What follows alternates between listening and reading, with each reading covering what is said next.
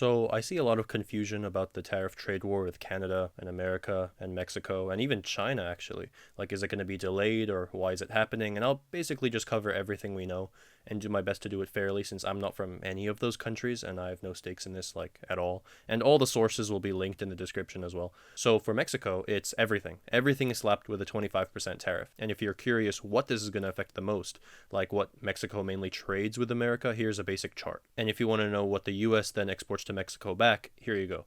And you might say, oh, it's only a difference of about 100 billion, right? Yeah, that's until you factor in how much that is of Mexico's total economy. So that's why a tariff is way worse for Mexico than it is for America. It's literally over a fifth of Mexico's economy versus about 1% of America's. Now, percentage isn't everything because you have to consider what's being tariffed, like computers versus flowers or something like that, for example.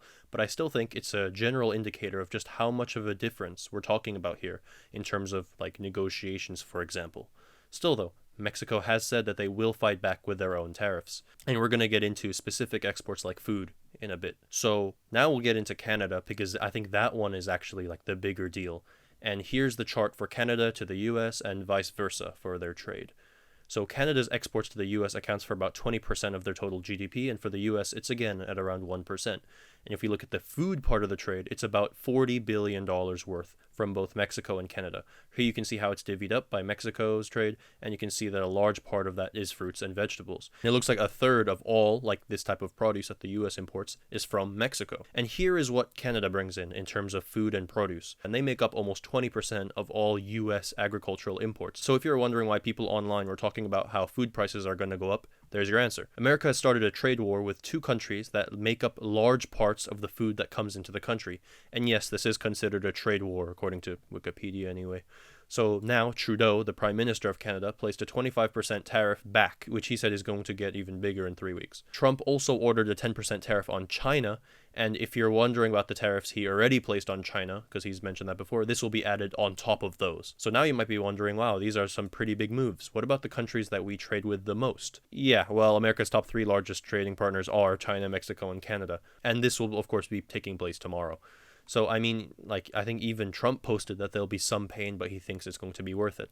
So you might be wondering why. Why is Trump doing this? Like, to your biggest trading allies and even a country that you basically share a brotherhood with. Because he didn't, like, have demands and then place the tariffs until they agree with it, like Colombia. In this case, he just ordered them to add them straight away, the tariffs. And then I browsed his Truth Social account, and he's been posting screenshots of other politicians that Mexico, China, and Canada are responsible for bringing Fent to America. I'll just show those on the screen for you quickly. And I don't want to be disingenuous or anything, so here's his actual, like, Trump's own announcement tweet of the tariffs. And this might sound weird, because why don't you just say it's because it's for the economy or whatever, right?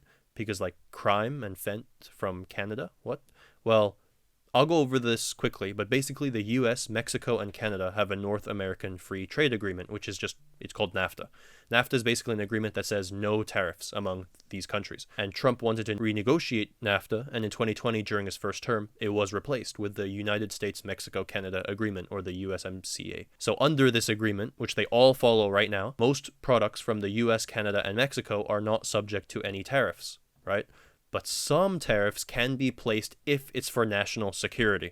I'm not saying this is the reason, I'm just letting you know that their current trade agreement says that you can't add tariffs except for one specific occasion, and then, you know. So you can say if this is in good faith or not, but I believe that's how he's allowed to place tariffs. I mean, in his own tweet, he said it was done through the International Emergency Powers Act, and directly said it's because of illegals and drugs, so I'm guessing that's kind of like the scapegoat or the reason. Fix your crime because it's leaking to us, and in the meantime, until you do, we're going to increase tariffs.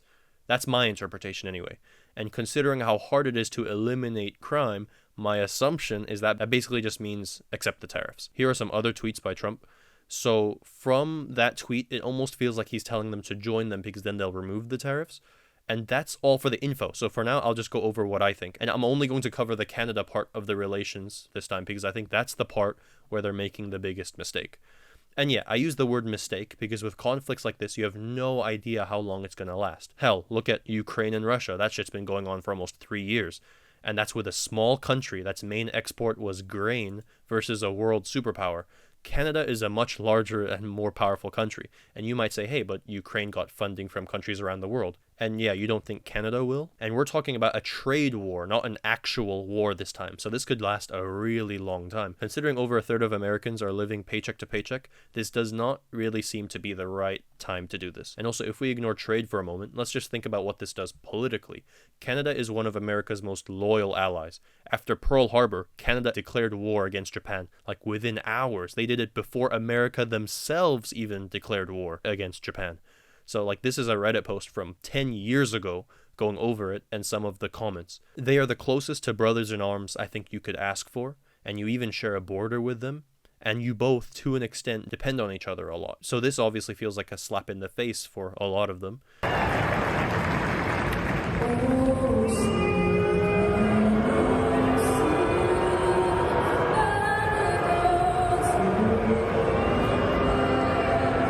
So we'll see. Maybe this will lead to some goated 4D chess strat that we've never seen coming. I'll gladly be proved wrong. I just don't see it right now, and this has already definitely done damage to a relationship that's lasted throughout world wars and pandemics and disasters and whatever else. I think my thoughts are perfectly reflected like with this comment I found while browsing Political Compass memes. If you're listening to this, thank you so much for watching till the end. Hope you learned something, and I'll be sure to upload something tomorrow.